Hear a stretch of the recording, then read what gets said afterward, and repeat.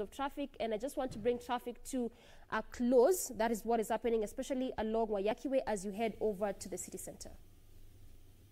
Thank you very much for that brief as to what is happening on our major roads this morning. Remember that we are giving you directions, and if you have an alternative route to get to your various destinations, 85% of workspaces are within the CBD. Now, crossing over, rather taking center stage this morning, we're going to be talking, or rather trying to address the issue of violence among children. A report was released on the 16th of July that indicated that that is on the rise.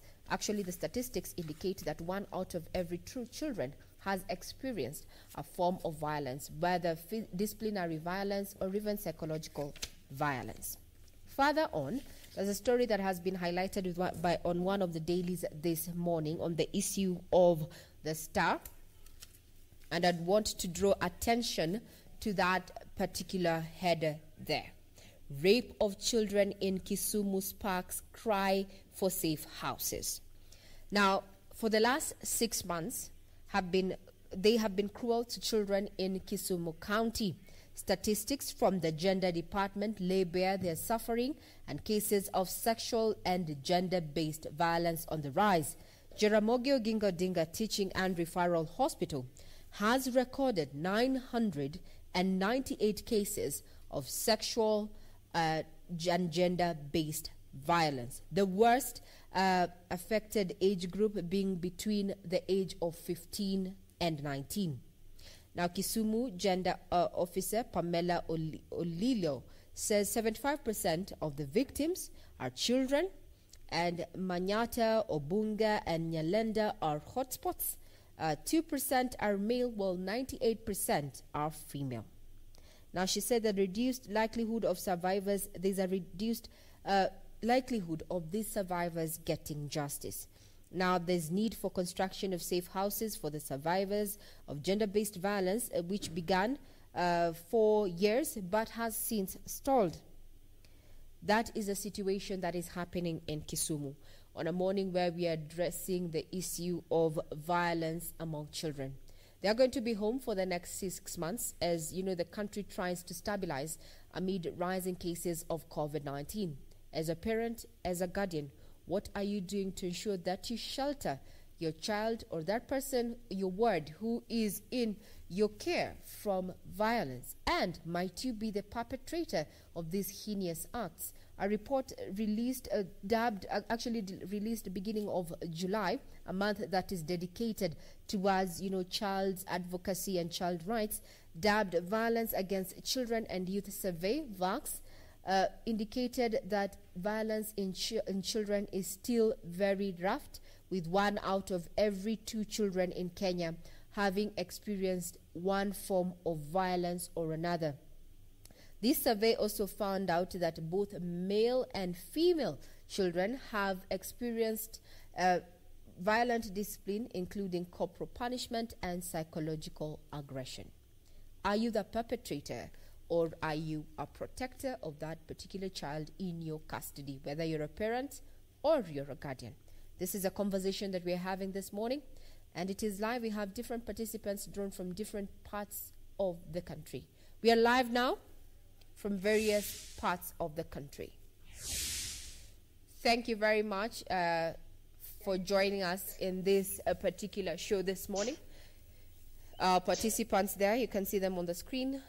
We have had them once before. Some of them are not so new to us. At least I recognize Nkatha there and Charlene. Nkatha from Nakuru County, Charlene Mombasa County, Habib Namai, who's a coordinator community support initiative from Busia, as well as Ibrahim Alubala from Nairobi County, Save the Children, and Mr. Mutua. Thank you very much for your time. I hope we'll be able to address this issue, or rather just try and tackle why then we are having an increased cases of violence meted to children. Starting off in this conversation is Habib Namai, Coordinator Community Support Initiative, live from Busia. Good morning, Habib. Good morning. Great to have you on board. Now, with the current Yes. report there, the findings of that report that was released on the 16th, Violence Against Children and Youth Survey, it indicates that though there have been increased cases have been reported on violence meted against children, it shows that the issue of violence in children is still ramped. Why do you think this is so? Thank you, Regina, and I'm happy to be on this show today. One, I want to say that there's many forms of violence against children, and many parents, many people does not understand that some of things that they are doing are violence to the children. So some are doing because they don't understand. Some understand that they are doing things that are not right for the children, but they thought or they think they are trying to mentor these children in one way or another. So most of during this period, during this COVID-19 pandemic period, children are at home, and there's so many things going around. Some parents are busy trying to make it out for their livelihood, to their families, and they are not taking care. They are not thinking of what the children are feeling. They are not considering to ask their children how they are, what they might need, the advice. Yeah. Mm-hmm. That is Habib Namai, who's the coordinator of Community Support Initiative Live from Busia. What I hear you saying is that the reason why we are having this rise in these cases, especially where we're talking about violence among children, is that parents are shrinking from their duties. Is that correct, Habib? That is what you're saying, in your opinion, has led, to the increase in number of violence or other cases of violence among children or meted to children. Yes. And what then can the community do to ensure that we protect our children? Because this is still an African society, and we believe as Africans that the child does not just belong to one person. The child belongs to the community. Then what then can the community do to ensure that our children are safe? I want to say categorically that the child belongs to the community. The child, anybody that coming into contact with the child should treat that child as his or her own child. We should advise when you walk around the town center, you can see there's those local video. You can see so many children around that video. They are peeping in, and sometimes the content that are being shown in that video are not of the age for those children. So actually, it's good for the whole community to make sure that we take care of our children, because the child doesn't belong to one person. But this child is for the community. When we lose this child, when this child grow up with a certain behavior, it will affect our community. So it is our responsibility as the community to make sure that we take care of and we report any form of abuse to these children to the necessary institution.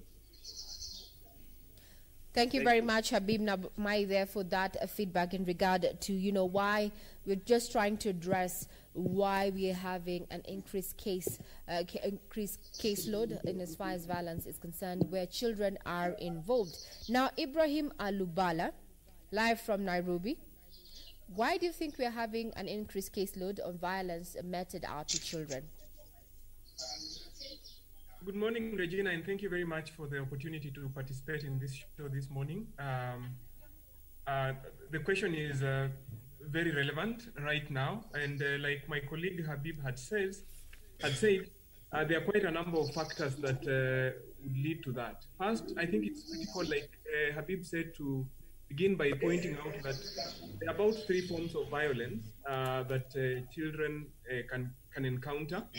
The first form of violence involves the physical violence, and we've seen this quite a lot, particularly with issues of corporal punishment.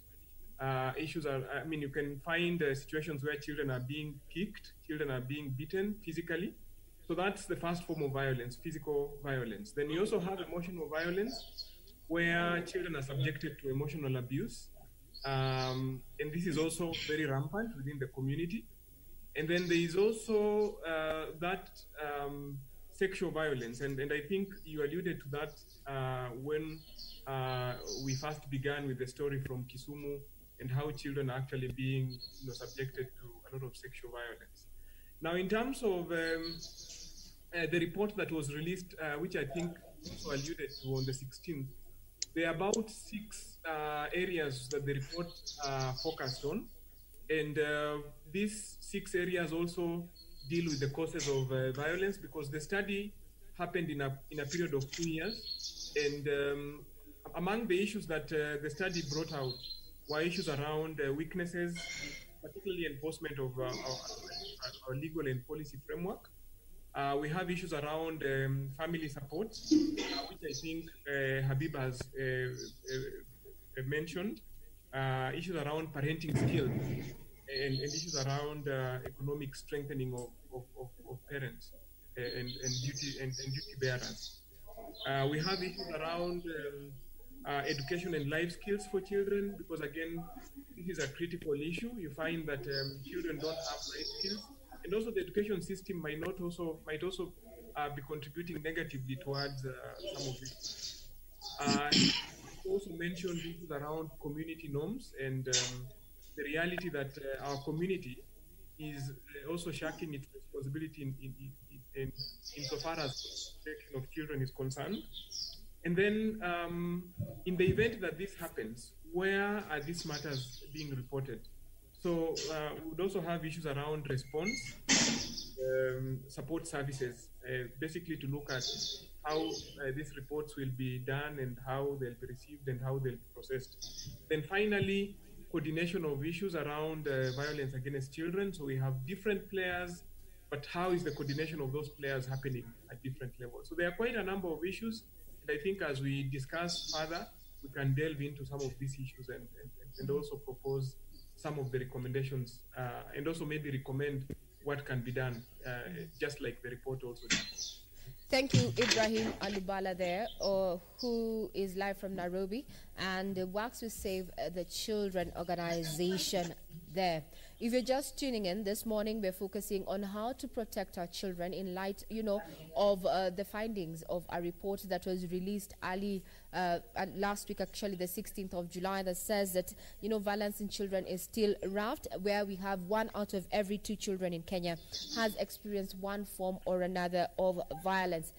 Ibrahim Alubala there just telling us that this particular report highlighted 6 key areas, and he has gone further to just highlight some of them: the weakness in the legal framework, the issues within the family, as well as economic status of the parents and the guardians, as well as education, life skills for kids. Feedback is welcome. Our Twitter handle is at KBC Channel 1 News, and my Twitter handle is at Ray Manyara. How then can we better protect our children in light of this current development? The story that set us up in this conversation is a report that has been captured in one of the daily newspapers this morning that shows the situation in Kisumu is deplorable in as far as children's safety is concerned, with a header that rape of children in Kisumu cries, or rather sparks a cry for safe houses. Statistics indicate that the Gender Department has laid bare the suffering and cases of sexual and gender-based violence rise. Now, Jaramogi Oginga Odinga Teaching and Referral Hospital has recorded 998 cases of sexual and gender-based violence, with the demographic being 75% of those particular victims being children. That's where we are, just to put things into perspective. Joining me on now to have a conversation, or that just help us understand exactly how we can protect then our children in light of these glaring statistics, is Mr. Mutua. Good morning, Mutua. How are you? I'm very fine. Great to have you on board. What do you think about this then? Where are you live from, please? I'm from Nakuru County, but currently I'm in Moranga. Okay, so we can say yes. You are in Moranga County, live from Moranga yes. County. Now, with the glaring yes. statistics that we have already that have been highlighted here, why do you think then, what then can we do to ensure that we protect our children? Remember, the schools are closed up until next year, and these children, whether in primary school or in high school, they're going to be within, their home areas and not in school. So squarely at the hands of parents and their guardians. What do you think we need to do to ensure that we protect our children? For us to protect our children, number one, we normally have these parents. I think parents have contributed a lot, and the parents need to up their game, because nowadays we have what we call parents who are present with apology parents. Present with apology, I mean, you find that there's a parent who is not like in touch with the reality of what is happening in the lives of their children. So parents need to be interested in the lives of their children, what their friends are, if they have any gadgets, like what they are watching and the rest. But you find most of the parents are just there, but things are happening, but you find that they are not in touch with the reality. So I think parents have a great role to play, because I work in Nakuru County, and I see a lot of parents. If you ask a parent, where is your child? They might not know where the children are, and they are not even concerned where the children are, what they are doing at specific times and rest. So I think that is a very key area. Number two, for us to protect our children, we have the issues of the media and also the current technology, like the social media. I think that need to be, as parents, we need to regulate the media, like the social media. If we buy gadgets to our children, we need to regulate what they will do, to have to do some measures so that they don't access just any of the sites. Again, for us to protect our children against violence, we have also, the society is also has a great role to play, because sometimes where we live in estates, we see maybe underage children being abused, but to say it's none of my business. So I think as a society, when we see any form of violence, we have a collective responsibility to ensure that we take up the issue with the relevant authorities and even the parents and the rest. Again, on issues of drug and substance abuse, also, I think as a society, we have a role to play, because you'll find even some restaurants that sell even illicit or even alcoholic drinks to underage children, because they are just on business. And you know that during this COVID time, most of our children are really, they have a lot of time. So I think those three are very key. The parental responsibility, less parents come out from the being present with apology to be present family, present parents indeed. Thank you. I like what you have said there, Cosmos, that we have a majority of parents who are present with apologies, and that we are falling short in as far as shrinking in our responsibility as parents and guardians of these young ones. I like you've brought out the issue of collective responsibility in terms of reporting these issues, Cosmos Mutua. Some of the reasons why people do not report these cases has been cited that you fear the blowback. That if I report that this is happening to my neighbor's child, then my neighbor will think or deem me unfit or an unfit neighbor. The issue of what the society thinks, what will my neighbor. Is this the high time we changed that mentality?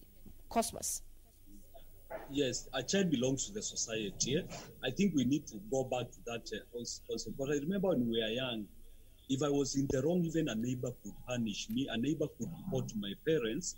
But nowadays, it's like it's becoming like a child belongs to just the immediate family. So I think it's the high time as as a society, we need to take up the issue because I see so many abuses. Me, I take up some of the issues. Like we had a case recently in Nakuru whereby a 16-year-old girl has been married off by the mother to an older man, and in fact, neighbors are aware, but they just talk about it, but they don't take action. I think we need to take up action, and being a Christian, I'm also looking at the issue of there's somewhere in the Bible, in the book, I think, of Ezekiel that says, if you see someone getting in wrong and you keep quiet, once they die, blame will come to the sin now will be added to your many sins that you have.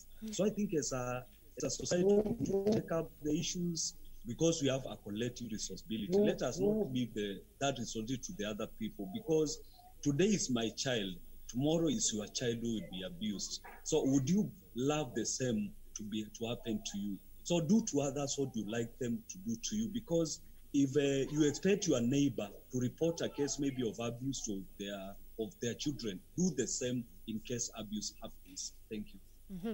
Now, Cosmos, you've alluded to said that you've had a run-in with an experience where you had to stand up and get counted to ensure that a child's rights are not violated.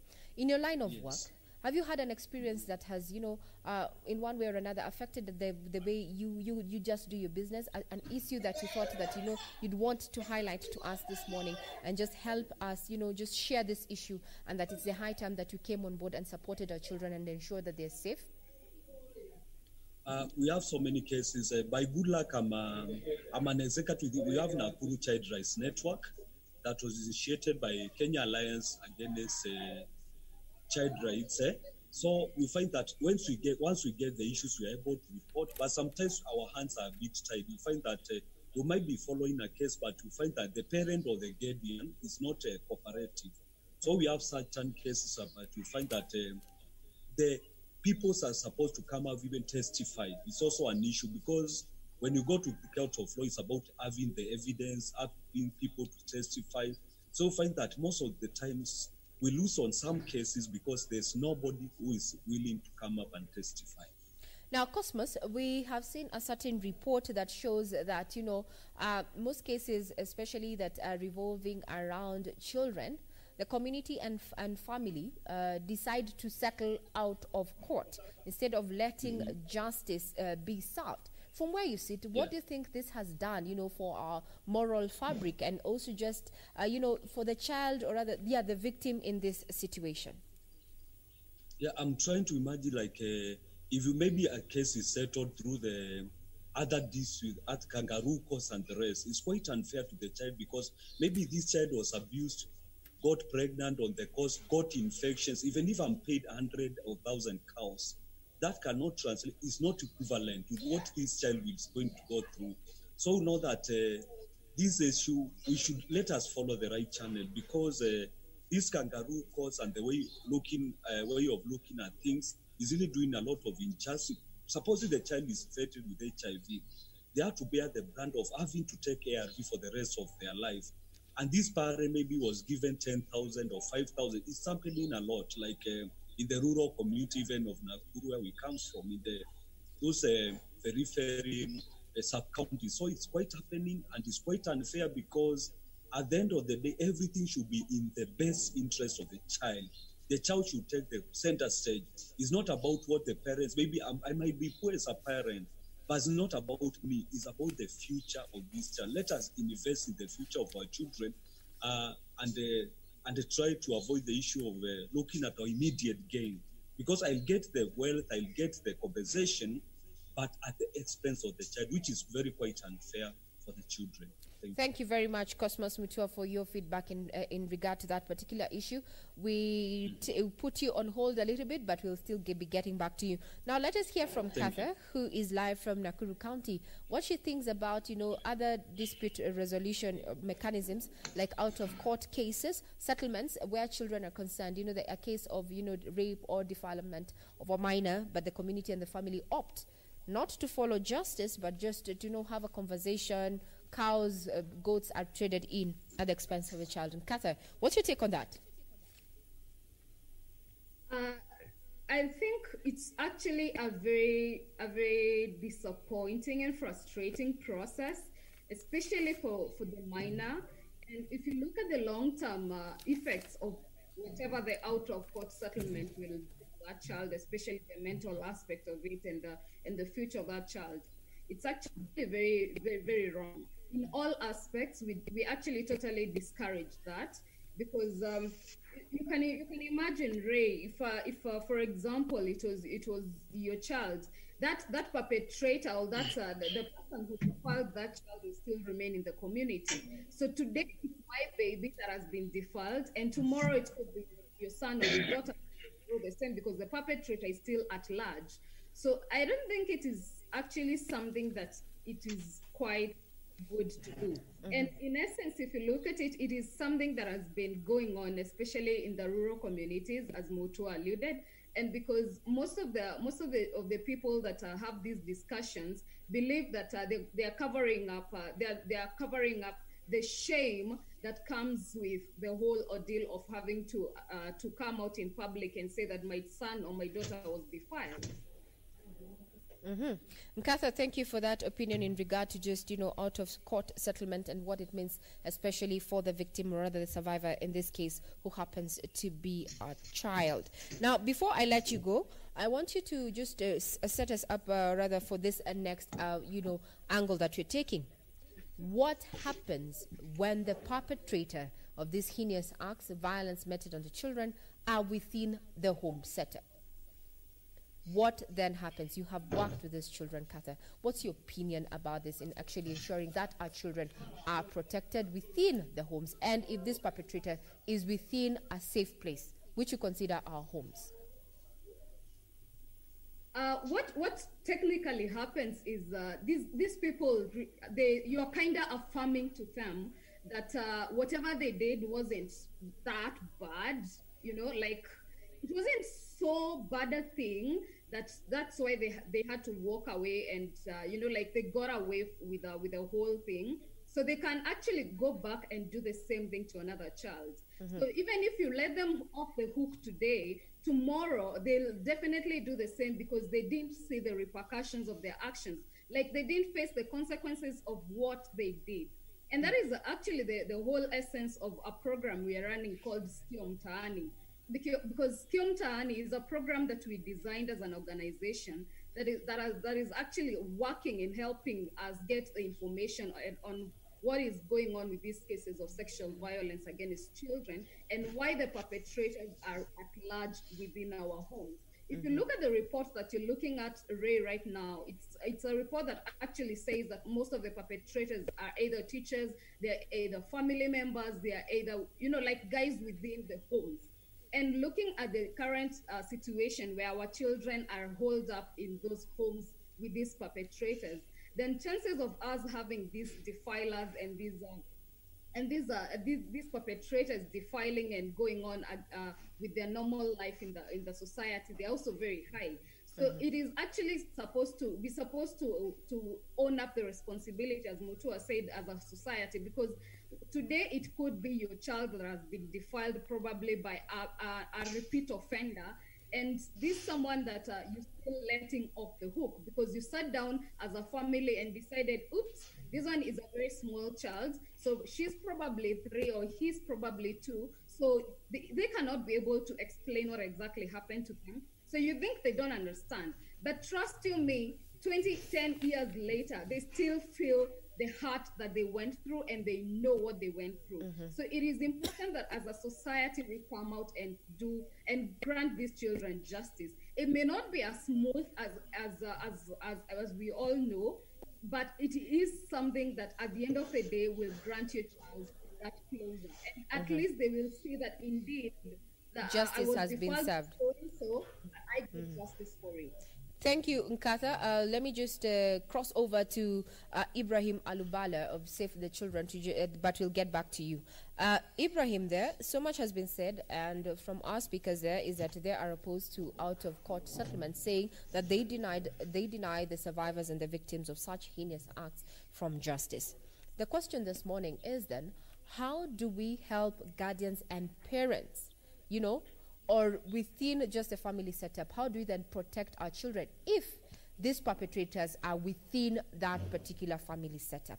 maybe an uncle, maybe an aunt, maybe a dad, you know, how then do we protect our children in this setup? With the current report shows that at least perpetrators, 30% of the perpetrators, you know, are within the family setup. Ibrahim.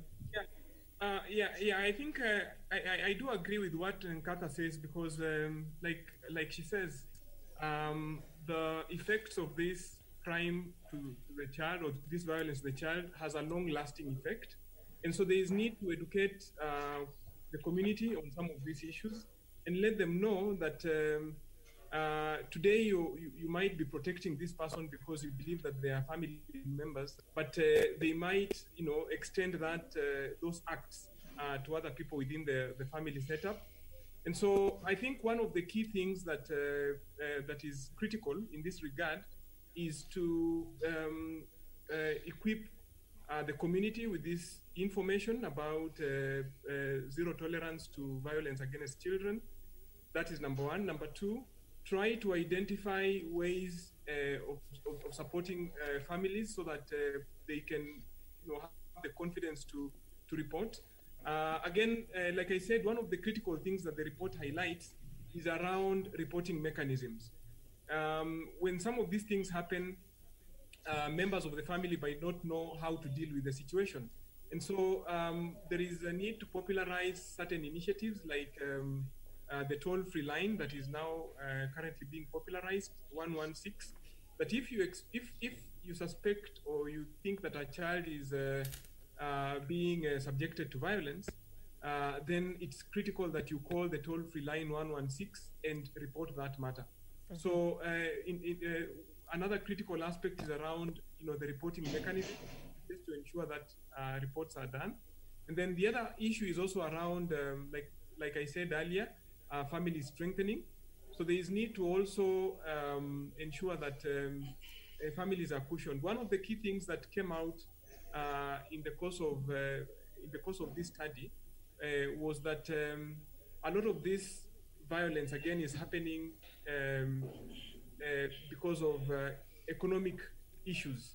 And we've seen that we're now having family strengthening programs, which are supposed to ensure that families are also supported and cushioned financially, because that is also an underlying contributor to violence against children. So there are quite a number of initiatives that are being done, but most importantly, there is need to build the capacity and build the capacity of the community and members of the family to know that violence against children should not be tolerated, and then also support in terms of ensuring that reporting mechanisms are available and people are free to report so that these cases are firmly dealt with. Mm-hmm. Thank you. Thank you very much, Ibrahim Alubala there from Save the Children, live from Nairobi. When we return, we're going to be looking at, you know, cases or case studies that we've heard highlighted both on a mainstream media as well as social media in regard to just, you know, violence meted upon children.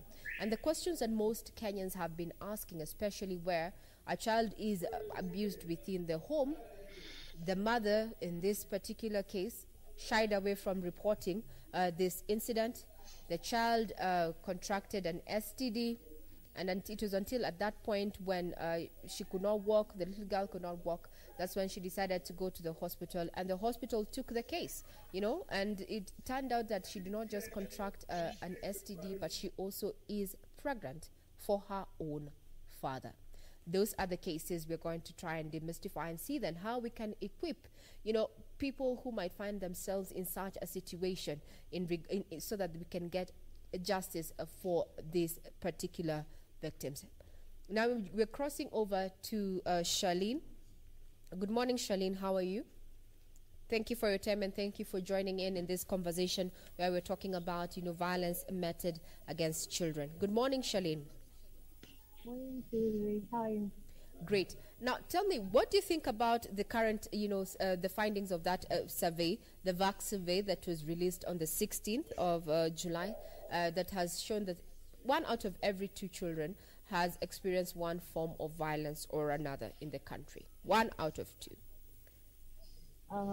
Yesterday, I got appointed to speak to my fellow teens and these are teens who unfortunately they gave birth earlier.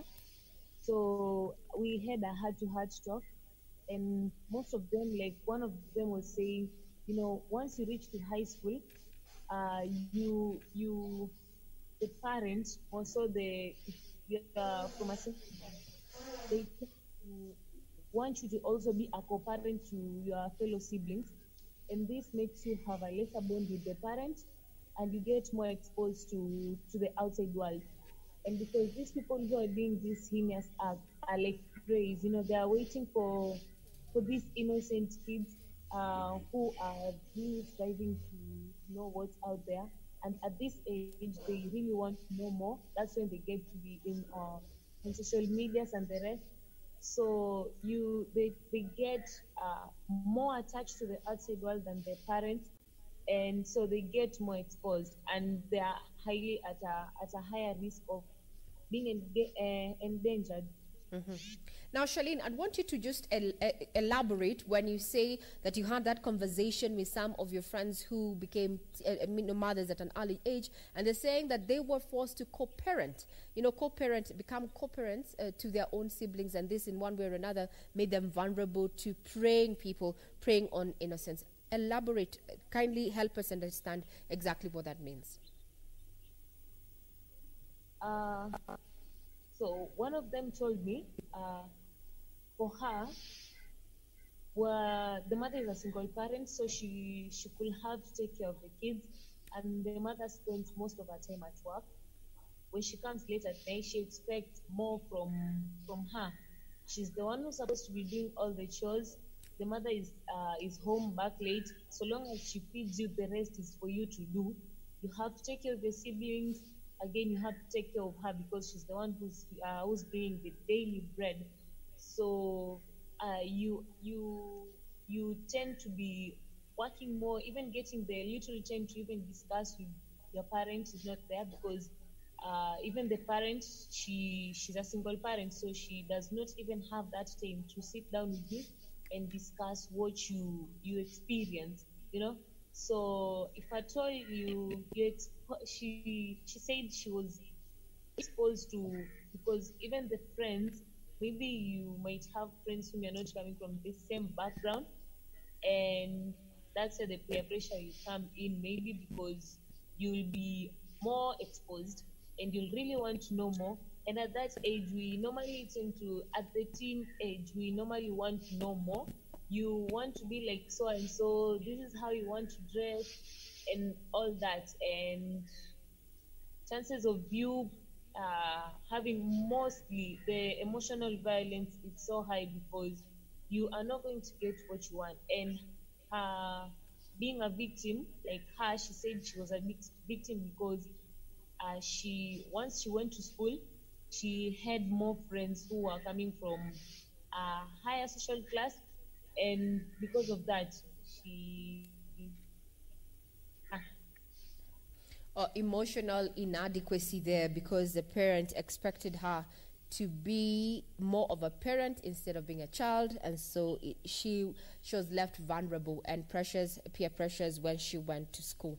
Are we failing then as parents and guardians, and is this why we are, our children, are we subjecting our children, even us as parents, and we have become perpetrators of violence against our very own children?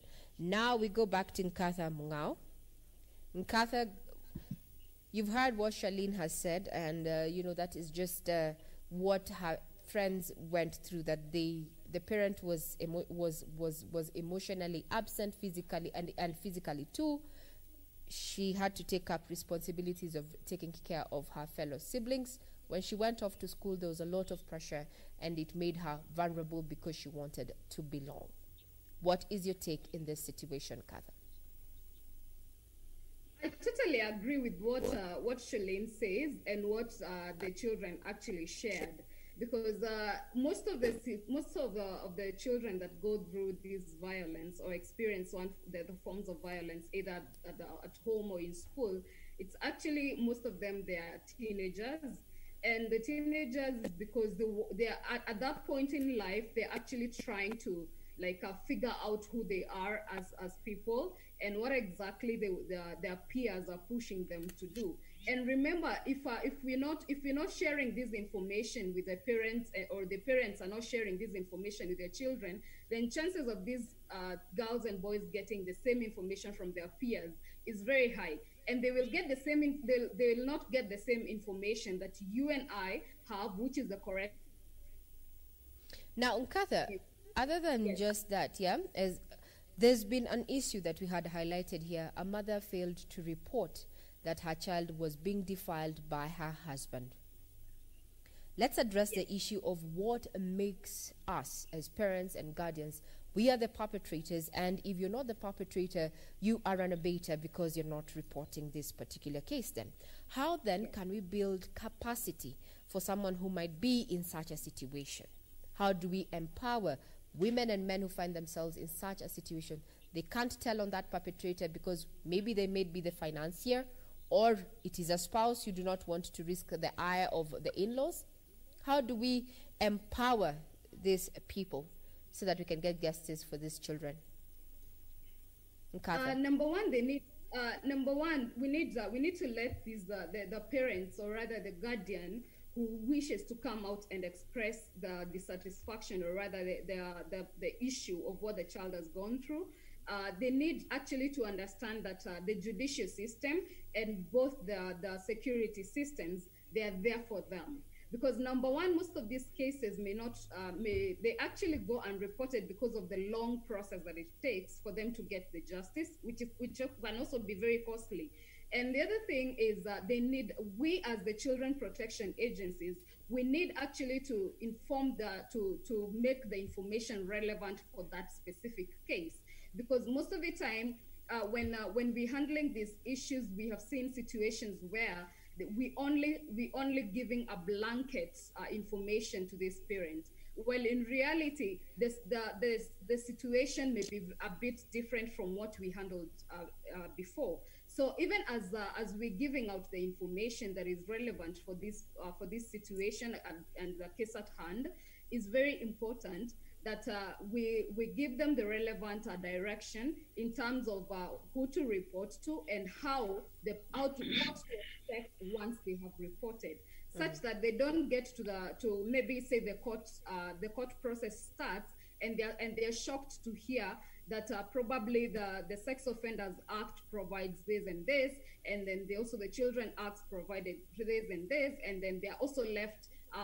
They're actually left out there without anybody to protect them as well. Because remember, if say it's the husband or maybe the wife who did this heinous act against the child, this is someone that you're living together with under the same roof. This is someone you still they're expected to provide for them. So at the end of the day, we need to we need to bring out the aspect of what to expect. Let these people be prepared mentally on what to expect once the case kicks off. Mm-hmm. Now, Nkatha, before I let you go and rope in Ibrahim Alubala, the issue of emotional violence, or psychological violence, is something that, it's very abstract and ambiguous, and we cannot quite, put a finger on it. How then has this affected, the issue of justice, especially when it comes to violence against children? As you've said there from Shelleen, from her case, is that, her friend felt that she was being a co-parent and that she was not let to grow as she should have, and that one way or another left her vulnerable. The issue of psychological, emotional violence. Nkatha, how do we protect our children from this situation? Especially now, we've seen the current cases, of separation within the family setup. There's a strain between the mom, the dad. Then how do we protect the children who find themselves in such a situation? What actually is something I would advise is, as parents, once we have the information, let's say I'll actually give an example of a case I was handling a few days ago, and one of the parents, the mother, actually came to realize that the son was bullying another girl, and these are kids within the estate.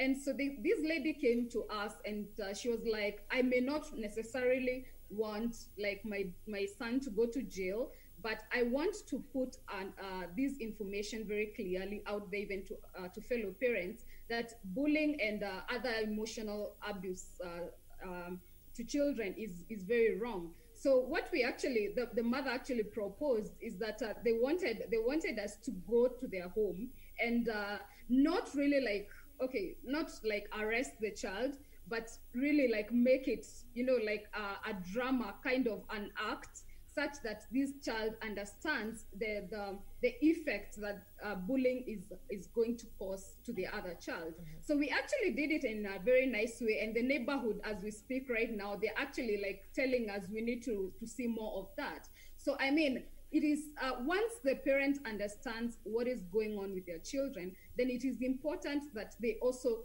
do not like coil back and say, this is my child. So yes, it is your child, but the effect that they are putting onto another child is actually is one that can snowball like to the future and affect the future of this other child. So we need to come together and speak out, and even as a society, we need to raise these children to understand that emotional abuse, you may not put a finger to whatever exactly that this child has gone through. Like I was at the age of 3, I was called a caterpillar. I still remember those words, by the way. I'm dirty, but I still remember those words. Why would someone why would someone refer to you as a caterpillar? Did they give you a reason why they referred to you as a caterpillar? Not really. Actually, it was actually my grandmother who used to call me caterpillar, because according to her, I was this quote unquote very canono girl.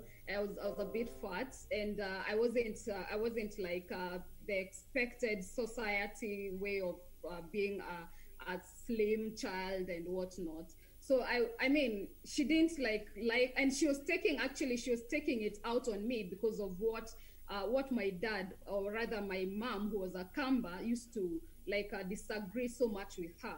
So I mean, she was just taking it out on me, out of that frustration that nobody is listening to her, and they're not going to toe the line for them. So she was kind of narcissistic, so to say. So you happened to be the buffer there. I we take a short break and cross over. We take a short break with you, Nkatha, but we'll be coming to you, back to you in not too long. Let's rope in Ibrahim Alubala and hear what he has to say in regard to emotional abuse. We've said, or rather Nkatha has said, we cannot quite put a finger on it, but it plays an integral role in the life and future, in the future of this particular survivor or victim. The intangible, or rather intangible, emotional abuse then, especially where the perpetrator is within the family setup. That the person who is abusing this child is the father, or the person who is emotionally abusing this particular child is the mom. Then what to do, Alubala? Yeah, and I think like Nkatha says, one of the biggest challenges here is that you can't put a finger to emotional abuse, yet it has, like I said, a long-lasting effect on the life of the child. In terms of even prosecuting that case, it's very difficult, because you see, if it's physical violence, you can go to a police station, get a P3, get a medical report, and then it becomes easier to prosecute the case. But you can imagine in a situation where a child carries an emotional scar, and I think it's commendable that Nkatha has actually used herself as an example in this case, that close to 3 decades down the line, she still feels, she still has a terrible feeling about what was said. And so it's very difficult, because the victims in this case might not come out to actually talk about the situation. And therefore, it's also very difficult to follow up with the psychosocial support that is important to ensure that this child gets back to line. And number 3, it's also very difficult because the perpetrator may never be punished. And like we always say, the perpetrator will forget immediately. So the person who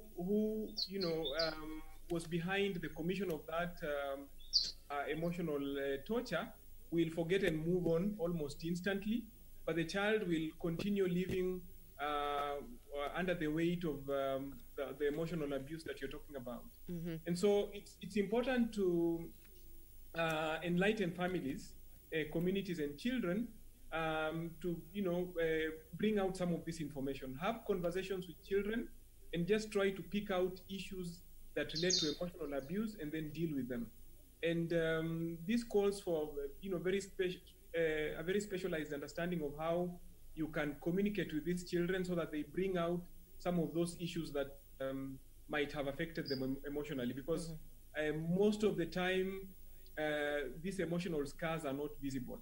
And then the other issue to also remember is that you might want to also look at the conduct of the child to find out if they have been abused emotionally. Have regular conversations with them. And this is something that maybe parents need to be encouraged, because as parents, we don't take a lot of time to talk to our children. And if we talk to them, it's a very superficial conversation that might not get into the root cause so that we get to understand what these children are going through. So it's important to have deep conversations with children so that we can bring out some of these issues. Thank you very much, Ibrahim Alubala, with that view. Thank you for your opinion in that regard. Now we rope in Timothy Ekese, who is the Executive Director of CARC. Good morning, Tim, and thank you for your time. What is your take on the report, the VAX report that was released at the beginning of this month? Good morning, Regina. Good morning. Thank you very much for, I've been following the discussion, and I like what everybody is saying. Ibrahim is a lawyer. I hope he'll tell us more about the law. But I want to say this report is very serious, Regina. If you say 1 out of 2, you simply mean that half of the Kenyan children are facing violence. So if we go to parliament and we have how many members of parliament, half of their children are facing violence. If we come to the media houses in Kenya or KBC, all the children you have in KBC, half of them are facing violence. So it is a big and grave thing that we should, it's actually a disaster that we just need to face it headward and be able to do something about it. I want to say that two days ago, I had a meeting with the religious leaders from Nyamira County, and one of the bishops gave us a quote. He said, if we remain silent about violence against children today, we are preparing to suffer tomorrow. And I think this is the truth, that we remained silent for the last 10 years, and now we are suffering right now. This VAG report 2019 is the second report the country has done. The first report was done in 2010, and it had very nice, it is showing statistics. I think it was showing that it was 2 out of 10 children were facing violence. Yes. Now in 2019, we are talking about 1 out of 2 children facing violence. So the situation is actually getting grimmer and getting bad. Now, with that particular, comparison between the first report, yes, this is the second report. Why do you think, is it a case that we are now enlightened, that we know where to report, or is it that now the moral fabric is tearing down in the middle and the children are caught in, in between issues, especially grown-up issues? What is your take? Why do you think now, after 10 years, that we're having, these grim statistics? I want to say it is both. It is both. Awareness has gone high. Now the media, even many media houses, in fact what you are doing and many other media houses, they are now talking about violence against children. Something that never used to happen in 1990. Children were never news. But at the same time, we want to agree that with the change in technology, the moral fiber has broken down. You are talking about a case of a father who is abusing a child and a mother is keeping quiet. The thing is, such things you could never hear about them. Even traditionally, even in the 1960s, you could not hear about a child, a father abusing an own child. So the moral fiber has also broken down. And so children have become more of like commodities. Like what you're talking about, what Mkata was talking about, parents, maslaha among the Muslims and other communities where they sit and say that a child has been abused, let us exchange a cow or a chicken, and then the case ends between the two families. That at that time, you are treating a child as a commodity. Yet, as we very much know that violence against children, violence is actually long-lasting. It lives with the child into the adulthood. And many of the adults we have right now who are causing some of the most gravest things in this country is because they were abused as children. It follows that any child who has been abused, in most cases, they also end up being abusers. So some of the abusers we are facing right now, if we did a research, maybe someone will do it, you will find that most of them were actually abused as children. Now, Tim, there's been talk saying that we have focused over the years on just empowering the girl child and have left out the boy child. If you look at the report of this VAX survey, however, it indicates that both girls and boys are victims of violence, whether, physical, emotional, or sexual violence. The issue of the boy child are quite intricate. From where you sit, and as far as child rights, activism is concerned, what is the fate of the boy child going forward? Actually, I know from 1995, when we had the Beijing conference on women, where we had the 12th thematic area on the girl child, we've had a lot of focus on the girls from 1995, the Beijing conference and the Nairobi forward-looking strategies. There's been a lot of focus on the girls. It's true that we've talked more about the girl and forgotten to talk about the boy. And I was just challenging the other day, one of the partners who helped in this report is Together for Girls. And I was having an interview with them from the US. And I was asking them, why are you talking about Together for Girls only? Can you talk about Together for Girls and Together for Boys? And actually they told me that they have a program called Together for Girls for Boys. It is true that the boy child has been left behind. And if we don't focus on, even if we empower the girl only and leave the boy, obviously we are again having imbalance. We just need to talk about the boy child the way we've talked about the girl child in this country, so that they can all move at the same level and so that they can also reduce the violence. Because some of this violence is actually happening among children. There are some boys who are causing violence to girls. There are some girls who are causing violence to boys. So we cannot be able to demarcate them and be able to say that we only focus on the girls and leave out the boys. And that's why, like for us, the programming we have, you might have a program for girls, but it's actually a program for girls and boys. You cannot just focus on the girls only and hope to end violence, because it won't end. It's just like saying right now that we should only focus on men to be able to empower women, or we should only focus on women to be able to empower men. It can't work. We have to look at both sexes and be able to move at the same pace and be able, because they have different emotional needs, they have different physical needs. Because when it comes to physical violence, more boys actually suffer than girls. When it comes to sexual violence, then more girls suffer, or more girls are reporting, or more, it's more visible for girls when they have been sexually abused than for boys when they have been sodomized. Because some of them feel that they don't want to talk about it, or some of them feel like, I'm a man, I don't want to say that I have been sodomized. Very well said. I want to highlight two cases that, various media houses are pursuing right now.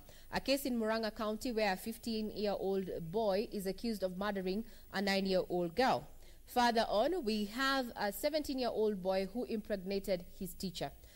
As our guest this morning, ponder on those issues. As you come to a close, we'll be seeking your opinion in regard to those two particular cases that we are focusing on. Bringing back Cosmos Mutua. Cosmos, you've heard what we have, the conversations they are in. Now we're talking about the fate of the boy child in light of increased cases of violence against children. What's your take? Have we shrunk in our, focus in just putting the boy child at the forefront and focus on the girl child, and at what expense? What is your take? My take is that it's true, because we have neglected the boy child, as the team is saying, and we are focused too much on the girl child, as bringing some imbalance. And now we are reaping the fruits of that imbalance. That's why we see even the cases you are trying to highlight, whereby much of the boy child there's a lot of intolerance, especially on the side of the boy child, because of that imbalance. So I think as a society, we need to balance. We need to balance things. As we should need to empower. A child is a child. We need to empower the child despite their sex, whether male or female, to ensure that we don't have inequalities in future. So as we talk about the boy child disempowerment, as we also empower the boy child, let us not now. It seems that Mutua's internet there is acting up. I'd want to rope in the lawyer in this conversation. That is Ibrahim Alubala. There are a few things would want you to just expound on. What does the law say about the safety of child abuse victims? What does the law say? What provisions have been made to just ensure that the victim, as in the course of seeking justice, that they remain safe? Yeah, thank you very much. There are quite a number of developments in the law in terms of victim protection. Initially, the law was very silent on victim protection. But if you look at, say, for example, the Sexual Offences Act, it has very creative provisions that are calculated at protecting victims. One of the challenges that victims normally have is when it comes to testifying in court. You would find that most of them would still be suffering from the after effects of the violence, and therefore it's difficult for them to testify. Now, the Sexual Offences Act has introduced a provision around vulnerable witnesses, and vulnerable witnesses can actually testify through an intermediary. So in a case where, and we've seen cases where very young children who might not have the capacity to testify eloquently in court, from 2006, now they can testify through intermediaries because the evidence is critical. Then we also have the Victims Protections Act that was enacted some time back, which is essentially geared towards protecting victims. Like I said, the protection can be in a number of ranges. One, when it comes to testifying in court. Secondly, we can change the identities of the witnesses. Thirdly, we can provide support for the victims so that they can be able to proceed, to testify. So there, so there's the Victim Protections Act. The other critical legal enactment is around the Legal Aid Act, which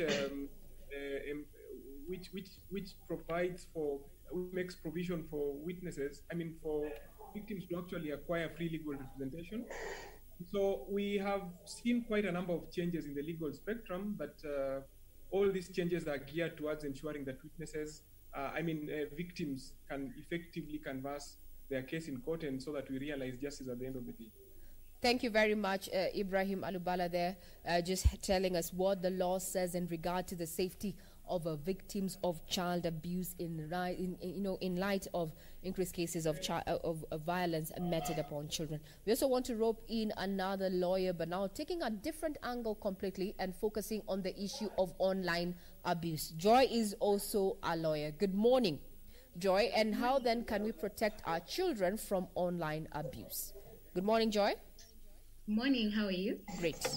So share, how then can we protect our children against online abuse?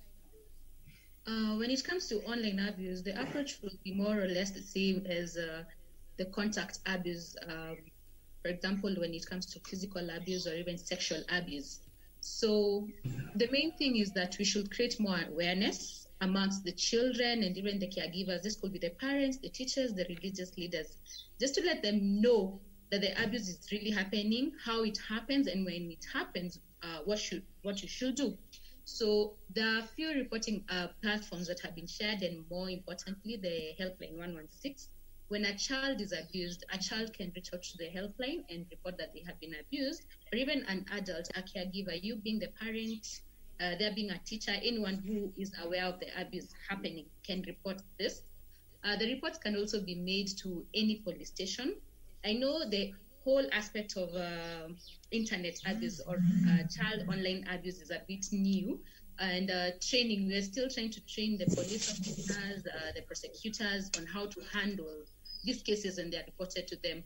So just like any other abuse that could happen in the offline space, like contact abuse, the internet, the online abuses should be treated in more or less the same way. Mm-hmm. Yeah. Now, from where you sit, has the law, you've said that right now you're working on a training and just to how, to seek justice in as far as online abuse is concerned. In your line of work as a lawyer, Jared, wanted to know what are the trends? What are the emerging trends, especially where children are concerned? Which are children? What form of abuse is meted upon children, especially over the internet? We know they're going to be home for the next 6 months, so we need to be careful as parents and guardians. So, in your perspective, what have you dealt with, and is the law sufficient? Is the current law sufficient to ensure that you can actually prosecute, online child abuse? Okay, thank you for that. There are several forms of online abuse that have been happening. For example, there's a lot of sharing of child sexual abuse material, whatever we commonly refer to as child pornography. There's been a lot of sharing of that. But the most reported is grooming.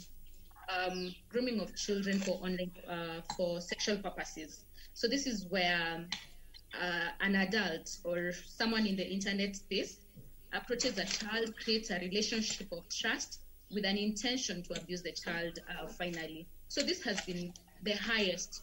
Since you asked which one has been the most common, grooming has been the most common one. And in the final run, after a child is groomed, there are high chances that the child will be sexually abused. This could happen in the online space, where the child could be requested to live stream themselves when they are performing certain indecent acts, or even when the trust is built, they can also meet in the offline space, have a date, and the child is finally sexually abused, physically abused, or even trafficked. So again, going back to the question, children are using the internet a lot now that they are at home. They're using Zoom and other platforms for learning, chat, gaming, and all those things. So the predators are there. The predators are in the internet. And other than those cases of grooming, those cases of child sexual abuse material, we've also been receiving cases on bullying, whatever we know as trolling, where you post something and people post very mean comments, and it has an emotional toll. It has an effect on your emotional well-being as a child. I remember Madam Katha sharing on what she went through. That was physical. This thing is still happening, only that it's happening in the internet space. You find a child, you post a photo, then chaotic Kenyans on Twitter, Kenyans on the internet. They are ruthless. They'll just come make some very nasty comments, probably how you look, how your dental formula looks like. I mean, it really gets down to children. Now, Joy Katunge, there's something that you've mentioned as we come to a close, or rather as we're working towards a close, or rather closing this discussion on issues of violence against children. The issue of grooming children. How does the space look like in as far as where can this be done by close members of the family? Can this be grooming of children, for sexual abuse? Can it be done by members of the family? And what should a parent or a guardian be looking out for? Grooming can be done by anyone, any race, any age, from any place, anyone from Kenya, whatever. Internet has no borders. So grooming, as I explained, is where a relationship of trust happens. This can be done even by a relative. It can be done by a teacher. It can be done even, in some instances, very close people, like even a parent, a father, a mother. So what you should look out for is when your child is too much on the internet, and they tend to be a bit withdrawn from the physical space. You find that they're always in their bedrooms, in their phones. Then within no time, they start receiving gifts from strangers. You're not buying these things, you're not buying these phones, you're not buying these goodies, but your child seems to be having some new things that you are not the one who bought them. These are the incentives that they are given to enhance that trust, that relationship of trust. So as I said, the offline and online characteristics of abuse are more or less the same, only that this is being perpetrated in the internet. So as a parent, be watchful of your child's psychosocial well-being. How are they behaving? Are they being withdrawn? Are they irritable? Are they always on their phone? Do they look a bit scared?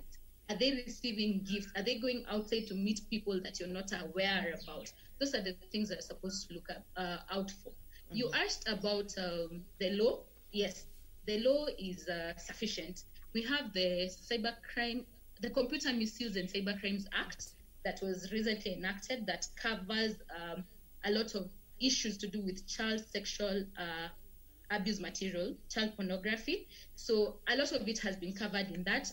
Also, the Sexual Offences Act talks so much about protection of children, and it has some aspects of the internet. Something I'd like to mention is a recent amendment to the Sexual Offences Act, where Section 16A was inserted to that talks about sexting and grooming to some end. It talks about it's a criminal offense to engage a minor. This is someone who's under 18 years in conversations of a sexual manner. So that was a new advancement in our existing law, that's the Sexual Offences Act, and grooming has been catered for in that Section 16A of the Sexual Offences Act, which for me was a plus when it comes to prosecution. Thank you very much, Joy Gatunga, who is a lawyer there, just sharing insights in regard to online abuse, especially now focusing on children. Now, final word, Nkatha, on this current discussion that you're having. Final word, Nkatha? One thing I'd want to say is that as adults, as a society, we need to know that children are very, actually even when you're talking about the future of this country, we're talking about the children. So we're not going to sit down and watch. So kindly, if you're a guardian, if you're a neighbor, if you're a friend or whatever you are at the society, Okay, it seems we have lost Nkatha there. Now, final word, Ibrahim Alubala, of the Save the Children. Final word, Ibrahim Alubala, on this current discussion. Yeah, I think it's critical for us to now join hands and ensure that the report that was launched on the 16th is disseminated. I know that on this platform we have civil societies that have worked very closely with issues of violence against children. CAC and the child rights networks. I think it would be instrumental upon these entities to ensure that the report is widely disseminated. It's widely disseminated even to children themselves so that they understand. On our part, as organizations, Save the Children, together with the other agencies, the Joining Forces Alliance that constitutes of several other agencies, we have deliberately undertaken to ensure that the report is widely disseminated across all the 47 counties.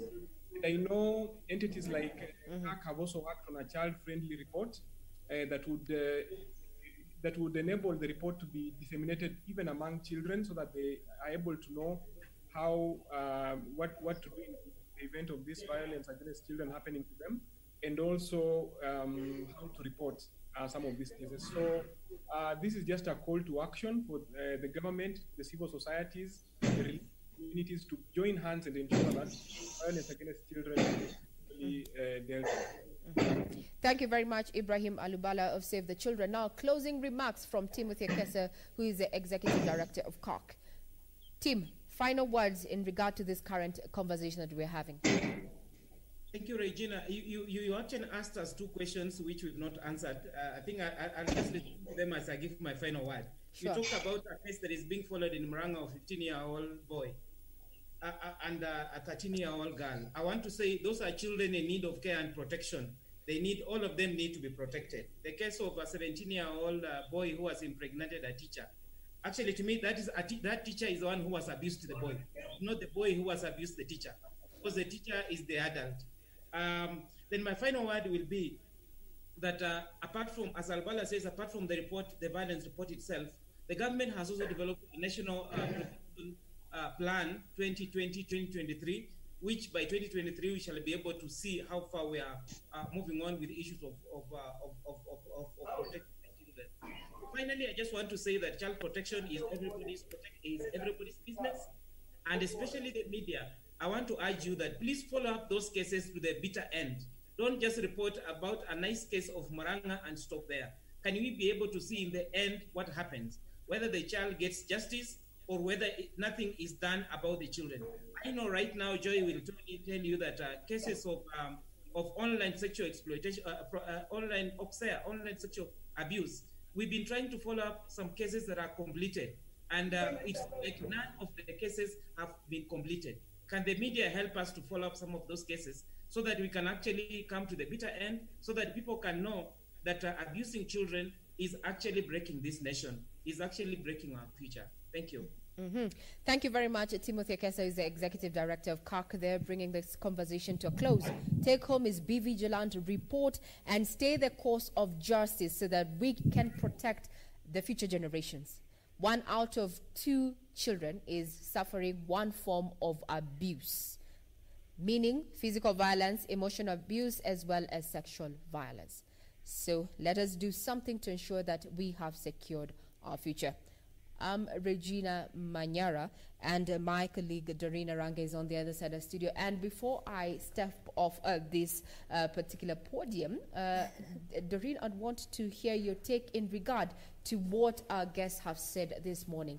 You know, we've reported very many cases of violence against children, boys and girls alike. What's your take? Wow, just borrowing from what our guests have said, and we've had numerous guests from lawyers, teachers, just talking to us about the issue of violence, especially amongst children. And there's one thing I want to borrow from what Ibrahim said. He said that emotional scars in children are not visible. It is important for parents to have regular conversations with children. And you see, this just brings the thought of, especially for parents that are busy, and time and again we've had this conversation of, yes, we know parents are out there, they're hustling, they're trying to look for ways in which these children can survive by putting food on the table. But in as much as, yes, parents might be busy, but what time are they taking to even just have a sit down with their children to ask them, how was your day, how was everything? And even in those times when children were in school, after they come home, after coming from school in the house, would you ask your child, how was school today, how was everything? And I think when you talk about this emotional scars, it boils down and runs down to that idea of parents being constantly in their children's life. And there was one time when you had a similar conversation, and a guest was there saying that in as much as, yes, parents are busy, it does not evade the fact that you have to be present in your child's life. Because anytime we talk about violence, sometimes it starts even from that emotional, capacity. Someone has probably talked to you in some way, someone is probably telling you some things, and you wonder, who will I talk to, who will I confide in? But you see, if a parent, you're always present there in your child, trying to talk to them, trying to show them that you're concerned in their life and in their well-being, then I think this also creates that trust between a child and a parent. So anytime there's any form of violence, it becomes easy for that child to talk to you. And you see, Ray, yesterday, actually it was 2 days ago, we talked about this issue of trust and knowing how best to confide in someone. So anytime I feel like when you're talking about the issue of violence, especially amongst children, whether gender or even sexual based, I tend to feel like if parents create time for children, then I feel like it will be easy, at least for us, to start to curb this issue of violence. So I think for me, it's more of creating that environment, and safe environment. So not just environment, but safe environment where you can talk to your child, and at least your child can be able to trust you to tell you how they were and what is happening in their lives, in whatever capacity. So I think that would be my take on Ray. That ability for parents to be able to create a safe environment for children to be able to talk to them, have conversations on anything that is happening in their lives. Thank you very much, Doreen. With that take in regard to what we're talking about, violence meted about on children, a report that was released at the beginning of July, a month that is considered a month that takes into consideration child rights. Now, that particular report, dubbed Violence Against Children and Youth Survey, the second of its kind, after 10 years, indicates that violence in children is still rampant, with 1 out of every 2 children in Kenya having experienced one form of violence or another. As a parent and a guardian, our take home this morning is be vigilant, report, and stay the course of justice so that we secure the future generations. Kindly, especially with those issues that happen, sexually based violence, gender-based violence that happens within the homes, where the perpetrators are the uncles, the cousins, and the father. Please, as a mother, please, as an aunt, do not accept to settle out of court. Seek justice, because if this person continues running scot-free, it means some other person might not just be lucky to have actually identified the perpetrator. I'm Regina Manyara. I wish you a great day ahead.